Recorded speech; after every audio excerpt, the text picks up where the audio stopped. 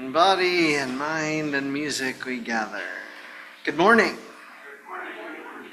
Welcome to the home of Unitarian Universalism in Central Washington. My name's Thomas, or Reverend Thomas. There's a few people in the world who call me Dad or Papa. There's at least one person who still calls me Tommy. And I go by Thomas.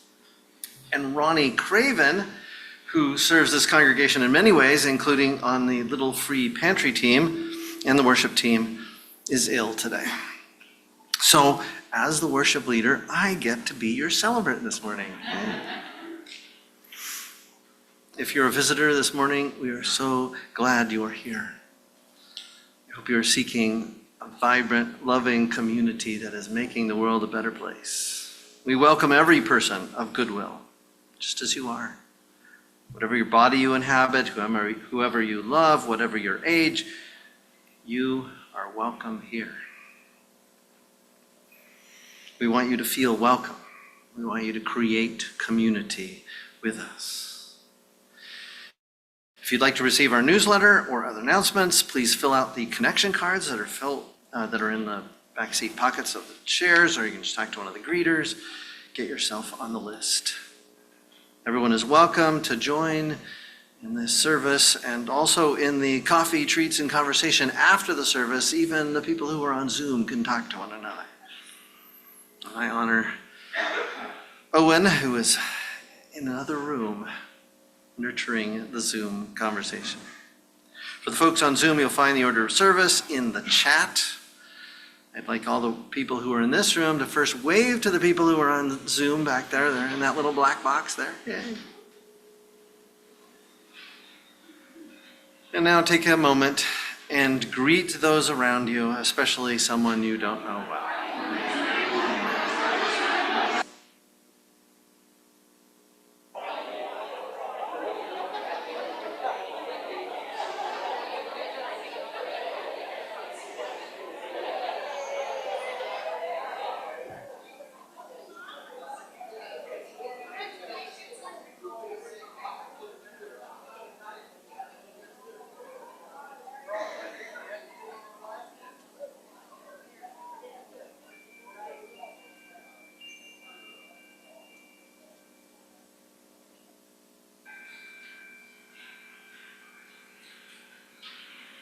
All sorts of different ways to interact with those chimes. I can ring them all. I can just ring one at a time.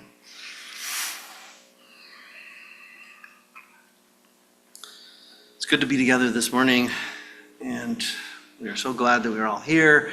And we begin by making a few little announcements. We wanted to make sure that you all were very aware that Cuff is hosting a concert featuring Spencer LaJoy, a local singer, and writer Carlson Leith, on Thursday, October 24th, starting at 6:30 p.m. Thursday, October 24th. Lynn Masden is helping organize this event, so if you're interested in helping, please contact Lynn and make this an exciting cultural event for the whole of this community. Second announcement is coming from Larry, who is telling us what the board has been doing. Thank you, Reverend Thomas. Good morning, everybody. The board met on September 19th, and I want to provide sort of a summary of the results of that board. And these are notes made by our overly qualified secretary, Don Flick. So I'm just sort of the talking head delivering them for the most part. We report that topics range from strategic through procedural, including that I, as your treasurer, reported on chasing some financial gremlins on our balance sheet, including checking account balance that don't quite match our fund balances. Amy Lyons, our bookkeeper, and I will continue to adjust a couple of things and finish our journey to balance sheet virtue. The board is working to move the stewardship budget process to earlier in the year so we can avoid having our stewardship celebration dinner conflict with the high school and graduation seasonal events. You can anticipate our annual stewardship process to begin 1 month earlier next year as a result of this coming stewardship year. Your board's also working hard to define its objectives for the coming year. Obviously, finding a new home for CUF is near the top. The board is also working on a process to involve the fellowship in priorities for the year. Please stay tuned. Please note also the following important date. We will be conducting our formal installation service for Reverend Thomas on the afternoon of October 20th, and I think it's going to be at 4 o'clock. This is an important milestone in the life of our fellowship, and we cordially invite everyone to attend. There will be a reception following that special service. The yearly auction has been set to start on November 9th, once again beginning with an opening night dinner. Please mark your calendar and be sure to set aside some funds to buy the great stuff on offer. In other news, we noted we've run out of room on our plaque honoring our past presidents. A new plaque is being obtained so we can continue to note this part of our history. Thanks again to all who have served as president of the board in the past. Regarding those who wish to present issues to the board for consideration directly, the process for doing so has been streamlined, and please address any requests for that to our board president, Julie McAllister, and she'll get it onto the board agenda with a time allocation for consideration. The September campout at Squilchuck State Park was a real success, so the board's working with the originators of the concept to see about making it a yearly CUF event. Lastly, the board's discussing the appropriate amount of money to keep in contingency reserve. The belief is that we may be holding excessive reserves and that this amount should be adjusted downward, freeing up more funds for desired actions and services. So more news on that later as well. Thank you.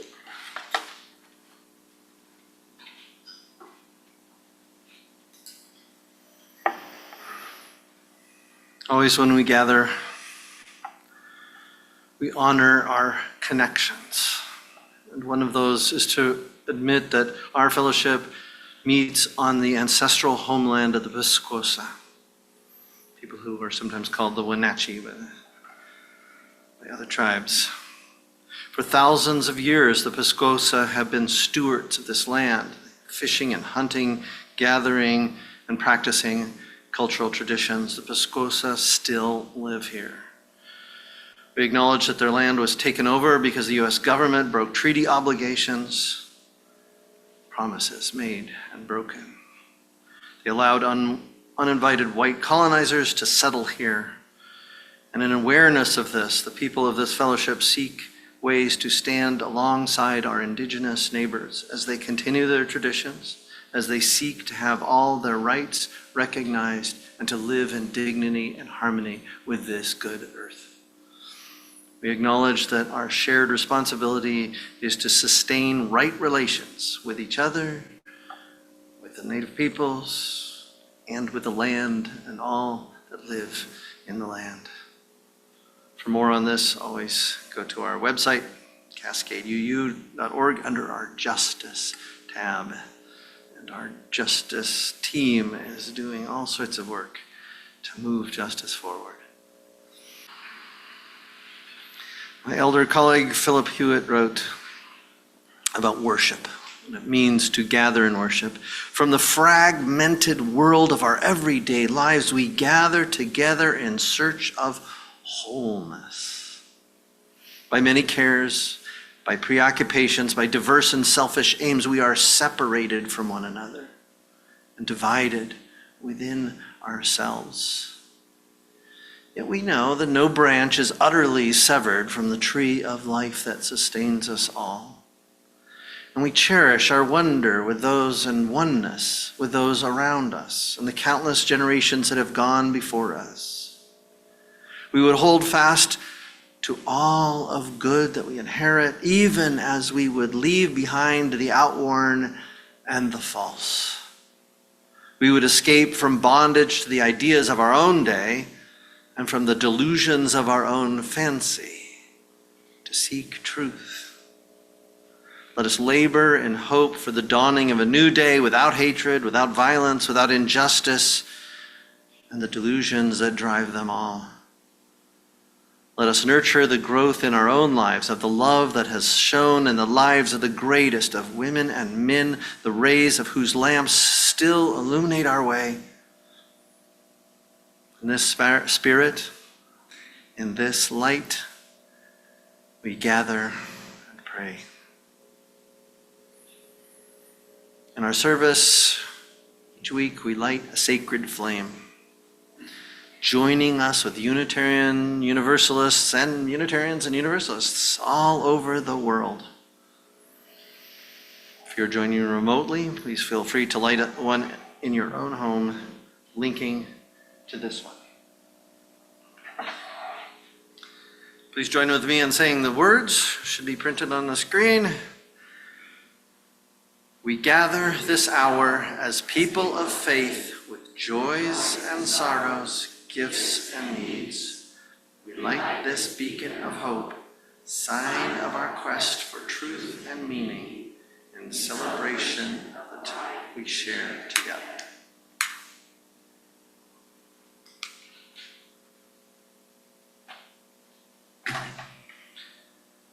And now that we're all gathered together, we're going to share the experience of listening to Leslie tell us a story and show us a book and gather us in community of all ages.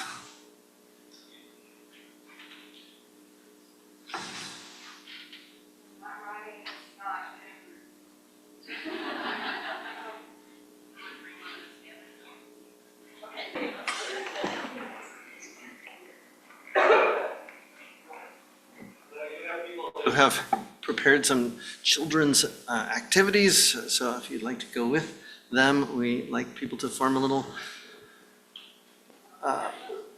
Do we have is one of them here?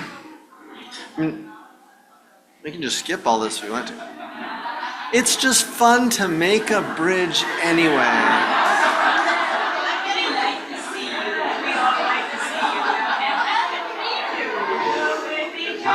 To find meaning in the spirit of love that we share. We'll go with each other to find meaning in the spirit of love that we share. Now to settle our minds, a similar topic to the story, but with words that are not rated E. Cherish Your Doubts by Robert Weston. Cherish your doubts, for doubt is the attendant of truth. Doubt is the key to the door of knowledge. It is the servant of discovery. A belief which may not be questioned binds us to error, for there is incompleteness and imperfection in every belief. Doubt is the touchstone of truth. It is an acid that eats away the false. Let no one fear for the truth. The doubt might consume it like an ogre. For doubt is a testing of belief. The truth stands boldly and unafraid. It is not shaken by being tested. For truth, if it be truth, arises from each testing stronger, more secure. Those that would silence doubt are filled with fear. Their houses are built on shifting sands. But those who fear not doubt and know its use are founded on a rock. They shall walk in the light of growing knowledge, and the work of their hands shall endure. Therefore, let us not fear doubt. Let us rejoice in its help. It is to the wise as a staff to the blind. Doubt is the loyal attendant of truth.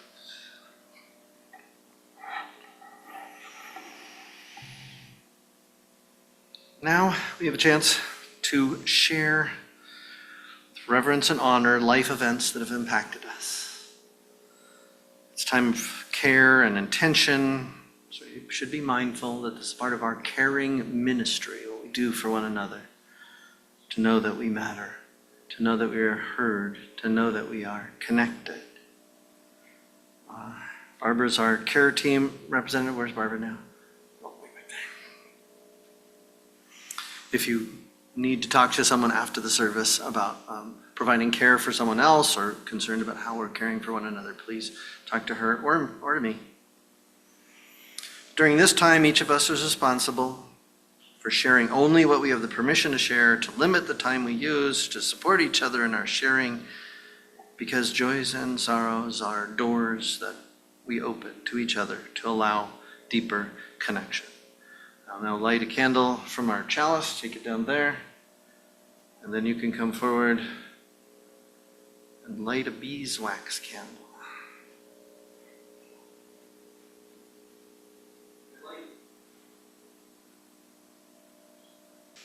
Now we have more music. I forget which song are we doing? The wisdom song. But as we sing, just remain seated as we sing. But as we sing, if you have a silent joy or sorrow you'd like to light a candle for, please come forward.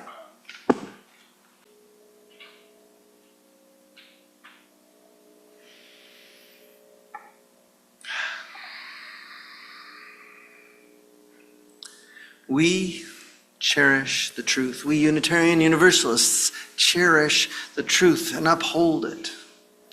Yet, in our movie discussion group this past Friday, we talked about a 2007 movie called Lars and the Real Girl. It is a very entertaining, well-done movie built around how people grow healthier and closer by all sharing a lie. At the start of the movie, the title character is very isolated. Lars, socially incompetent, but he decides to use the internet to have a life-size plastic doll delivered to him. And then he tells everyone that she's his girlfriend from Brazil. "Where did you meet Bianca?" asks one elder woman. "We met in the internet," Lars says. "Oh," the woman replies, "everyone's doing that these days." An amazing thing is this delusion or lie or story helps Lars and all those around him connect and heal and see one another more fully. Delusion is an unshakable belief not shared by others in the reality of something untrue, and yet somehow they shared. And in that sharing and that listening, they went beyond the story to the heart of truth. Recently, candidates for president and vice president of the United States have said things that are moving, that sound good to some, but are not factually true. Yet if we are honest, most of us at some time or another will state a fact that we later find out was not exactly true or was completely wrong. I've done this myself. How do we temper our understanding of truth? How do we question the truths of others without hurting them or dividing ourselves from them in the process? How do we undermine the power of superstitions and lies and delusions in our society today? Of course, one key to the development of the Unitarian Universalist religious tradition was the development of the scientific method. We have come to claim it as a source of revelation, equal to the Quran, to Hebrew scriptures, to Christian scriptures, to Buddhist or Hindu sutras. The truth comes through all these, but science has a different approach to truth, a different understanding. Last week I affirmed that science is not a source of absolute authority, not absolutely true in everything. It's doubt is what makes it stronger. Testing, always that testing and that questioning and proving further and further truths. I affirm the spiritual power of truth beyond words and ideas, but this was in no way a rejection of the absolute essential power of reason and science, which is essential and integral to our way of doing religion. Reading the sutras, being awakened by them, and then testing them against the hard edge of our own reality. Doubt and testing of ideas is central. It's the discipline we have developed for discovering the truth. As the saying goes, you can't trust atoms because they just make up everything. Right? They're real. And then science goes and attacks atoms and neutrons and protons and finds that there's all these subatomic particles that make up the universe and are making up everything. We keep learning from that, growing in our understanding and knowledge. We cherish doubt because it serves not only to cause change, but helps us to improve. We must integrate science with other sources of understanding. Paraphrase Reverend Weston, doubt is the attendant, the loyal attendant of truth, though truth is more important. I love that moment. Recently I was listening to the news, all these anxieties and all these disagreements and all these tensions, and President Biden was questioned about whether we were supporting the horrible attacks on Lebanon, the destructive, violent attacks on Lebanon. Do we support that? And he said, I don't know. I love that he said, I don't know. We don't know. We're still looking for more information. It was a better stance than saying yes or no, or I'll let you know later, or there's an absolute authority that'll solve all the problems for us. He just said the words, I don't know. We're still gathering information. And that was a better thing to say than just disavowing Israel and their very militarized public policies, or affirming, grieving. It was being present. There have always been the struggles in humanity to understand things. One of the great classic images is of the flat earth. Most people, you walk outside, you look around, well, there's mountains, but it seems pretty flat. And when you get beyond the mountains, there's still flatness. For a long time, that was the best explanation of what we could see about this planet.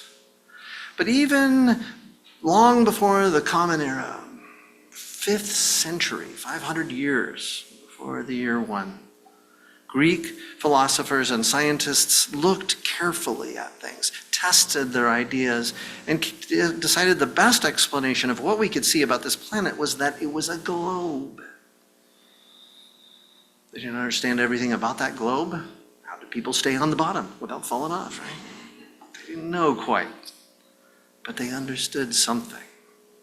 It was, of course, not until Juan Sebastian Elcano and Ferdinand Magellan circumnavigated the earth on sailing ships in the 1500s that we had some tangible confirmation of this glorious idea of the globe. Of course, today there's still people who look around and see a flat disk and think the earth is flat. It was interesting that in China, the Chinese astronomers had developed an idea of mapping out the stars using a globe, but the earth was still flat. They had no reason to question the flatness of the earth. Even the mountains were seen just as barriers at the edge of that flat earth. And then Spaniards and Portuguese came sailing in and explained where they came from. And they listened. And a new understanding and a new world came into being. For a long time, the ideas of the universe comprised of atoms. Now there are subatomic particles. And we're testing our medicines and everything else by our new knowledge. Of course, rejecting the idea of subatomic particles is not as dangerous as rejecting the idea that the earth is a globe. So there are different layers of truth and usefulness to truth. But we must temper and test all the time. It's a basic flaw in Christianity, because it wasn't there initially. Well, it was there somewhat. Paul was struggling with it. This idea that the faith of Christianity was built on certain ideas that were absolute. And you had to know the truth. You had to have this cognitive affirmation of the truth in order to gain the blessings of the religion, of the faith, of the truth that was greater than all other truths. This is a key. It element of Christianity that grew stronger and stronger, Unitarians were people who started questioning some of these truths. People would say, well, God and Jesus and the Spirit are all exactly the same person, although they're different, but they're still the same person. And it was Unitarians, the word Unitarian refers to those people in the earliest days who started saying, that doesn't really make any sense, and I don't know what I'm supposed to do with that, and I don't think that's absolutely necessary to affirm the Trinity in order to receive the grace and blessings of goodness and love and justice in this world.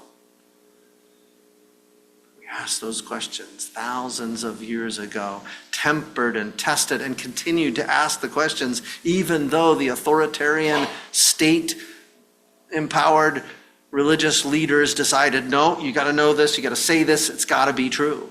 You can't question it, you can't doubt it, or you will go to hell forever.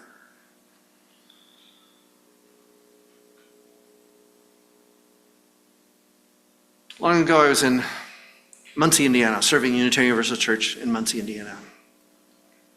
And there was a guy there who was inspired by James Dobson to create a national day, join in the National Day of Prayer.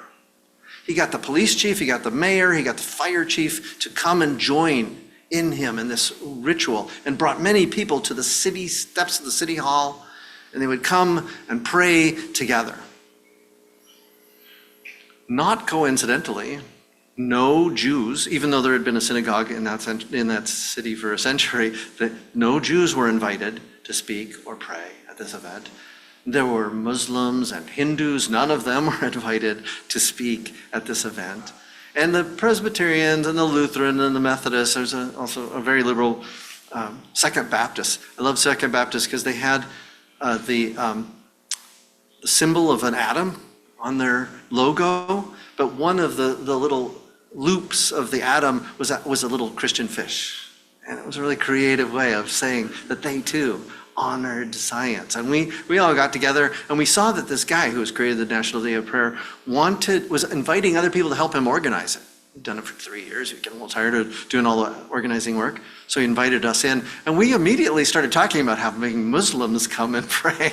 And he just went crazy. He couldn't understand it. He had this video, the next meeting, he had this video which had John Adams in it. And I said, oh, I'm so glad that you mentioned my forefather, John Adams. He didn't even know about John Adams, that John Adams had defended the non-Christianity of America.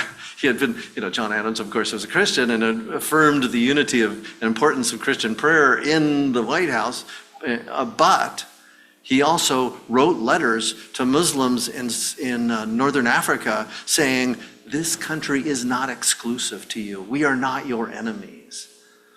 We include your faith as well. I started getting in a writing dialogue with this guy. And at one point he said, you are preaching doctrines of demons.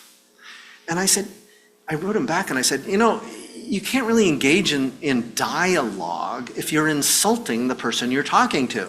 And he wrote back and he said, I wasn't insulting you. I was stating the clear and obvious truth as stated in Paul's first letter to the Timothy, that in the last days people will fall away from the faith and preach doctrines of demons. He thought that was the truth. And he wasn't going to budge on that. And once I ran into that truth, I said, well, then there's no real way to have a conversation, is there?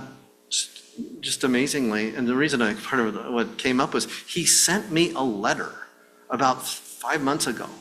He sent me a letter saying, I hope you are still being called by Jesus to come back to the faith, come back to the truth. I haven't written them yet. I'm trying to think of what to say.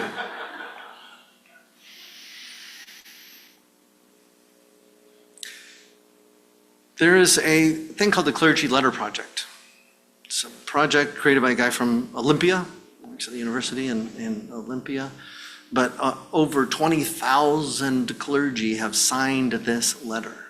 And it's a letter that states that science and religion must work together. They are different disciplines, but they must be congruent with one another. And that all religious people must honor and affirm science. The clergy letter project began when fundamentalists were trying to force creationism into public school curriculum, that it was equal to evolutionary theory. They, of course, were drawing on a theory that was created back a couple hundred years ago, and had actually been tested and had evolved. The theory of evolution had evolved, and they didn't even really kind of understand that. But the point was, it wasn't congruent. Their understanding of the truth was not the same. It should not be in competition with what we were teaching children in science class. So we created this letter to stop these legislative initiatives across the country. And then we started realizing, scientists and religious people together, all of whom are often the same people, we started to understand that we had many issues where we needed to assert the truth, the greater truth, and the disciplines of seeking truth and finding truth, not just holding to a doctrine which seemed to be powerful, but to continue to grow. Latest clergy letter, project letter is about climate change.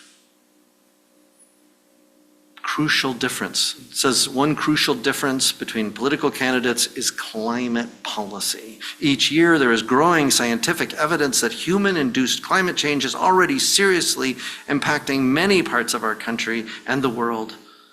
Unless climate change is treated as the existential threat that it is, it will have a devastating impact on our country and the world in the coming years. And care for the vulnerable, care for the poor, care for the disenfranchised lies at the heart of our diverse faith traditions, with many communities already suffering for the consequences of climate change. We must be moved.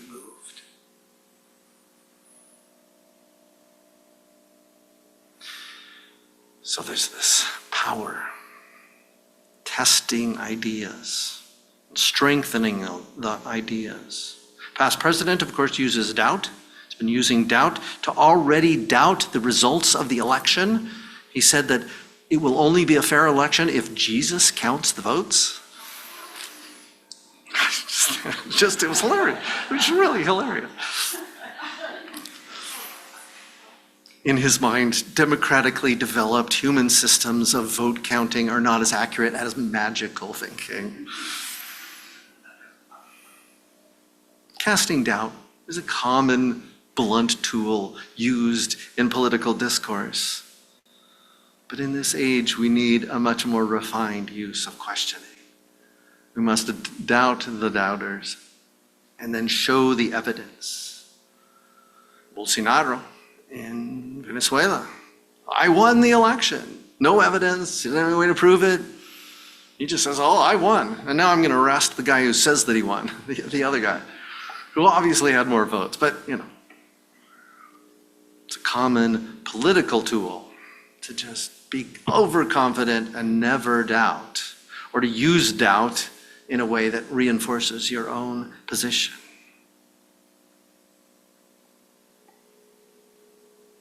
Recently, amazing stories about Haitians, these poor Haitians, people whose country was always undermined. Its democratic political stability was being undermined for centuries, and they're still struggling with that reality. It was undermined by us and by Europeans.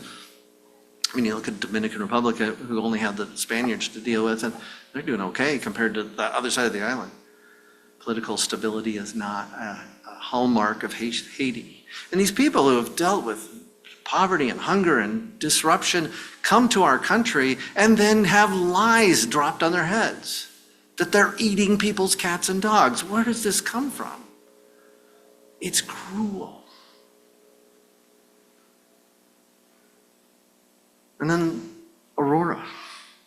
Amy grew up right near Aurora, my wife. She went to Cherry Creek High School, back when it wasn't really that big of a city.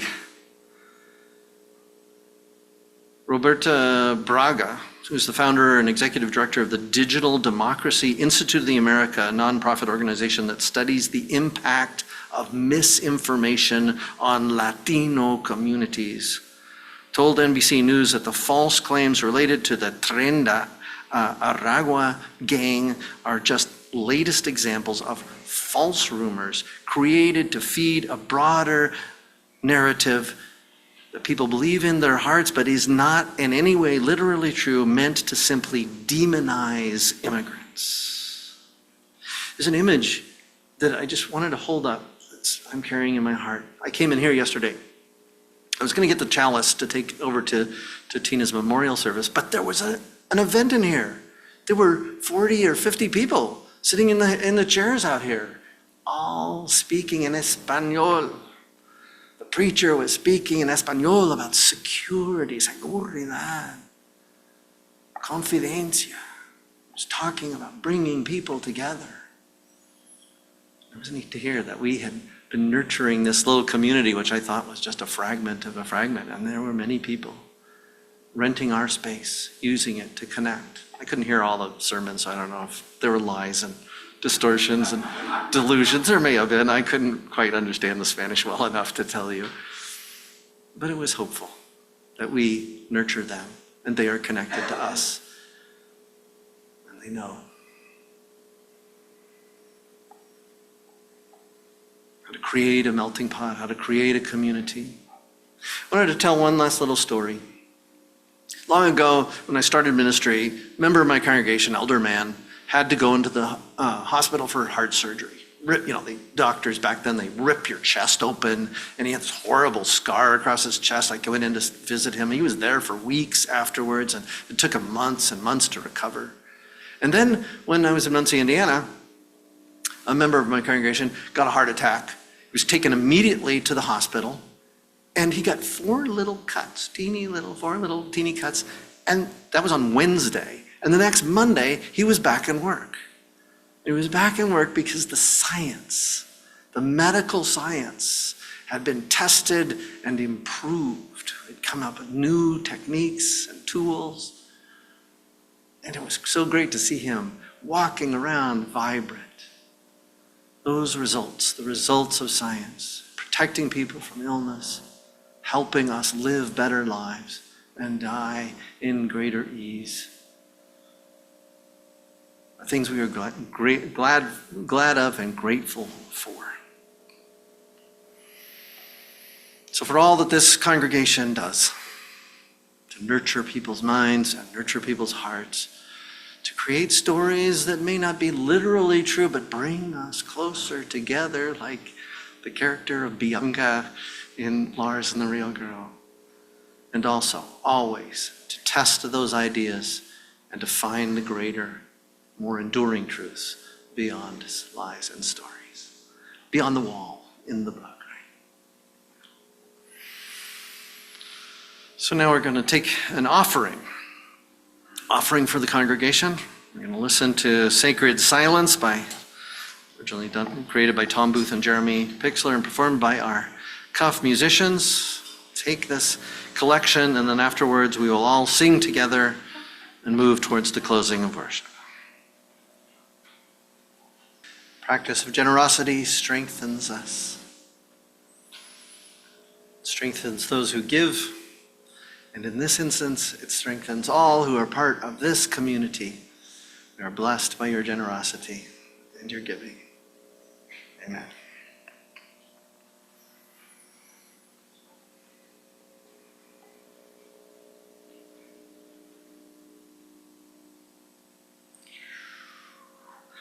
Find my words, I lost them.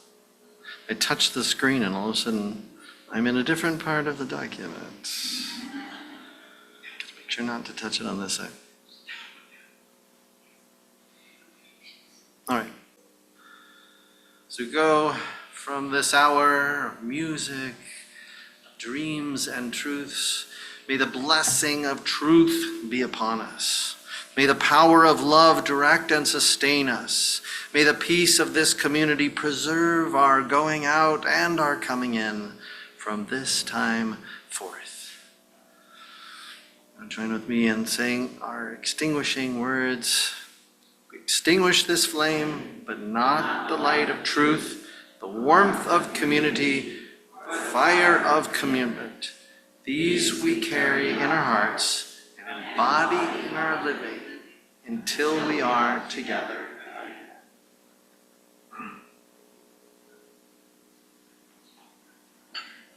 And now you can just run out the doors, or we can form a circle.